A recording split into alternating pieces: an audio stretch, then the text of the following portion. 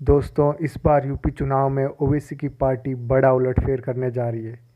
शायद आप मेरी बात सुनकर चौंक जाओगे या हिल जाओगे, लेकिन मैं आपको कह रहा हूँ, मैंने ग्राउंड पे देखा है और ग्राउंड रिपोर्टिंग के बेस पे कह रहा हूँ कि ओवैसी की पार्टी बहुत सीटों पे बहुत ही कांटे की टक्कर दे रही है। और मेरा मानना है कि ओवैसी की पार्टी 15 सीटें जीत सकती है। शायद आपको भरोसा नहीं होगा, लेकिन ओवैसी की पार्टी बहुत ही ज़ोरदार तरीके से चुनाव लड़ रही है। ओवैसी खुद बहुत ज़ोरदार कैंपेन कर रहे हैं और युवाओं में काफ़ी जोश दिख रहा है। और वो इस बार हिस्सेदारी की बात कर रहे हैं। वो ये कह रहे हैं, हमें खैरियत और भीख नहीं चाहिए, हम कब तक दरी समेटते रहेंगे, अब हमें यूपी में हिस्सेदारी चाहिए। और ये नारा बहुत ही ज़ोरों शोरों के साथ यूपी में गूंज रहा है। युवाओं में उनको सपोर्ट मिल रहा है। सोशल मीडिया पे उनके वीडियो शेयर किए जा रहे हैं और इस बार वो समाजवादी पार्टी का खेल बिगाड़ने जा रहे हैं। और अगर बीजेपी और समाजवादी पार्टी में कोई भी अगर 15 सीट अगर बहुमत से पीछे रहता है, तो मैं आपको कह रहा हूँ, जो स्लोगन ओवैसी बोल रहे हैं हिस्सेदारी की बात, वो सच हो सकती है। दोस्तों, आप मानोगे नहीं। और अगर ये सच होता है तो आप समझो कि यूपी में एक नई पार्टी आ चुकी है और घुस चुकी है।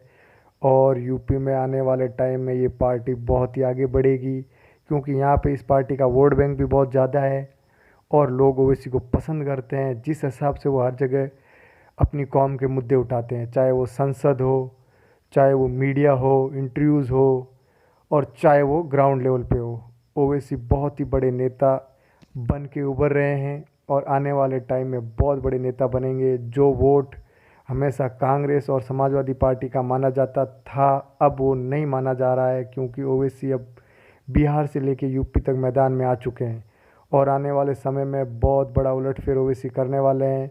आप मेरी बात को लिख कर रख लीजिए। जब 10 तारीख को नतीजे आएंगे तो बड़े बड़े पत्रकार और बहुत बड़े बड़े न्यूज़ चैनल के एंकर हिलने वाले हैं।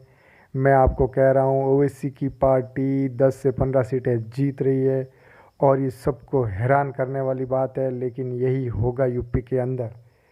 और इस बार कहीं ऐसा ना हो जो कह रहे हैं वो हिस्सेदारी की बात वो सच ना हो जाए, कहीं किसी को इस पार्टी का उप मुख्यमंत्री ना बनाना पड़ जाए। मैं कह रहा हूँ, आप लिख के रखिए और 10 तारीख के बाद मेरे चैनल पे आना प्लीज़ और देखना मैं क्या बोल रहा था।